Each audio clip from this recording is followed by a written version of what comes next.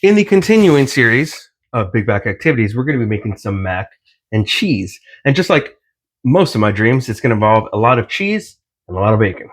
Yes, this recipe is so rich and so delectable, you're going to have to start your diet on Monday.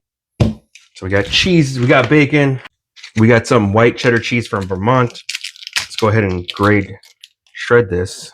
Kind of cheated and I already got shredded cheese.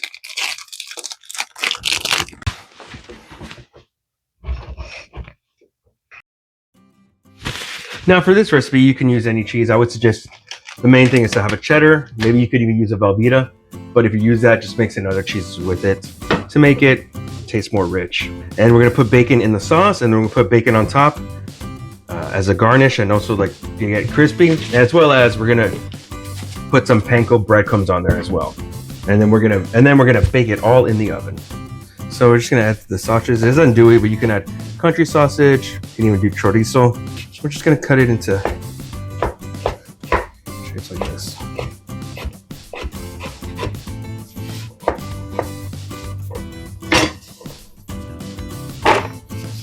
Elements of this, and just cut it into little bite-sized pieces.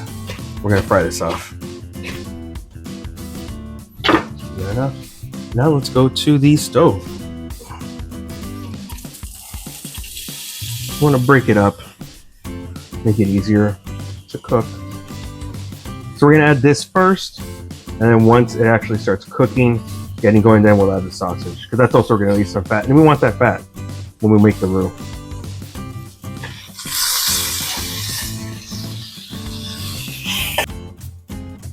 All right, now let's add the sausage.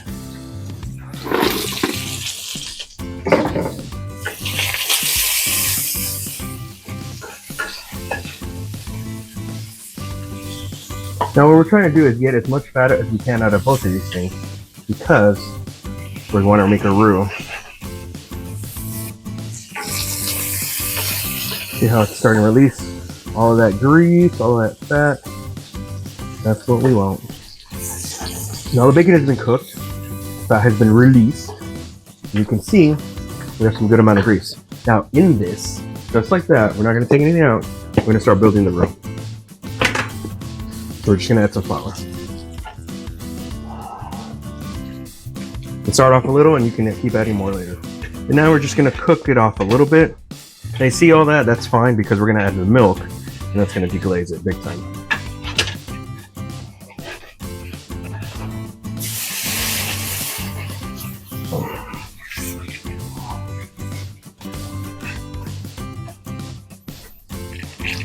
We're going to turn it down way, way down.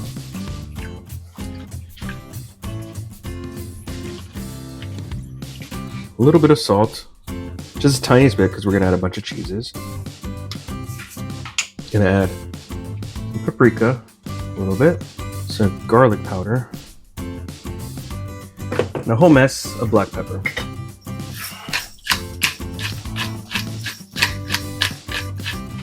And just mix, stir, stir, stir. Now, the thing is, you don't want this to burn on the bottom, so be very, very careful. And at this point is when I like to add the cream.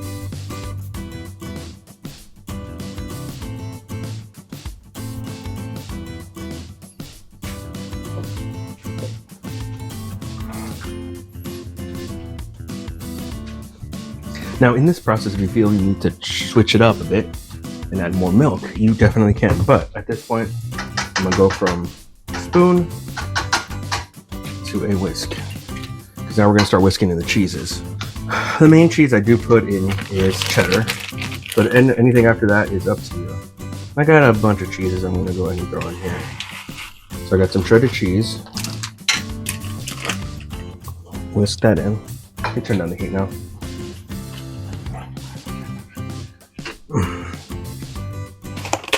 I have some leftover feta, why not? I do for sure add some sort of American cheese or even a Velveeta. It's gonna make it really velvety. You put it in slices. It melts easily, so it won't be a trouble. I have some leftover Parmesan. I'll do that. So the main thing you want to remember when doing this is to have it at a very low heat. So I have it like medium low heat, if probably even low actually, so you don't burn the bottom. Now, the cheeses I added, like I said, you can add any cheese. The only cheese I would probably not add in here, probably like a string cheese, because that really does not melt. But for sure, a cheddar. I usually put fontina. Queso fresco probably wouldn't work too much.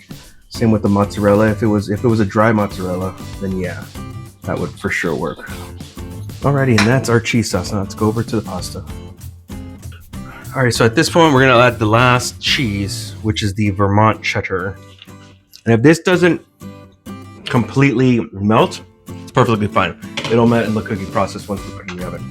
Now whisk it all together. That's some good cheddar. Alrighty then, so we got our sauce. Let's set this aside, and we'll cook the rest of the bacon and the noodles. I'm gonna cook up a few slices of bacon that we're gonna incorporate more bacon into this mac and cheese. Cast iron skillet, dry. Can leave them whole this time.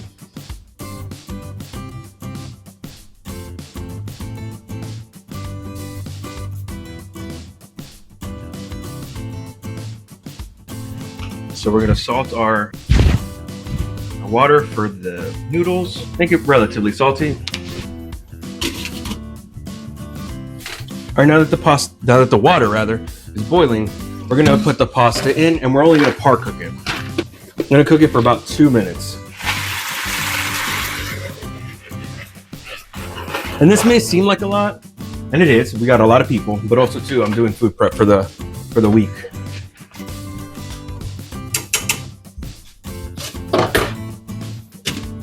All right, so we are good to go. Now we're gonna put the lid on it. And put it upside down. I'm gonna strain out most of the liquid.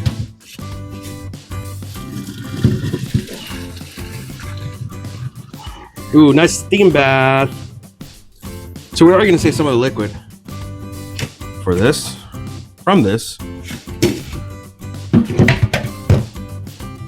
So now what we're gonna do is we're gonna add this cheese sauce that we made into here.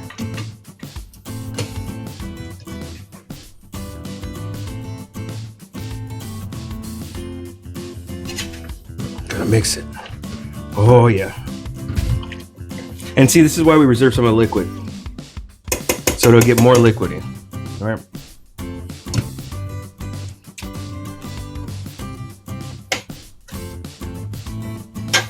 Now that we got that incorporated, let's go ahead and build it. All right, oh my goodness, look at that. I'm gonna put cheese under this shredded cheese here. And we're gonna put some of this bacon. Just crumble it up.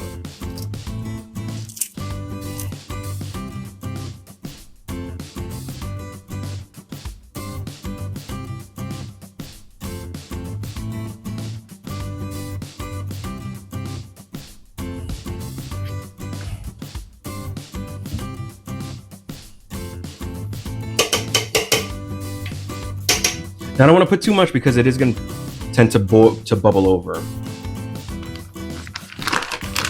Cheese and bacon.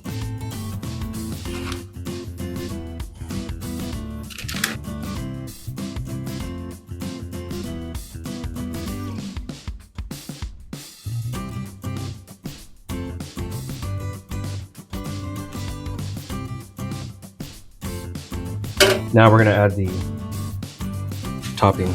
Make sure you chop them up really, really fine.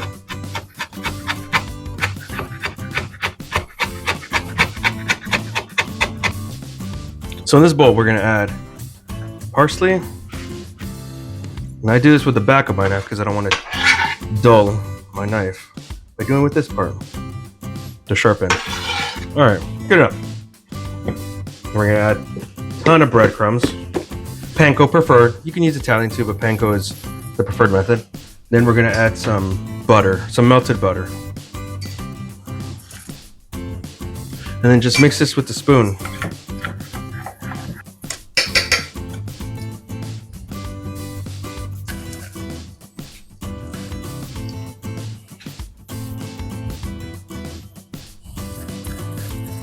It will get messy, but it'll be worth the trust. As the children say, trust the process. All right, and the last thing we're gonna do, yep, that's right, guys, more queso.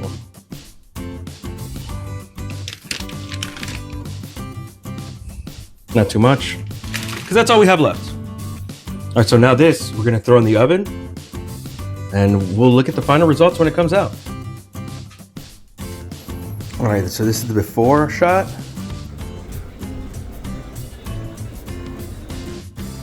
I had to add some more cheese on top.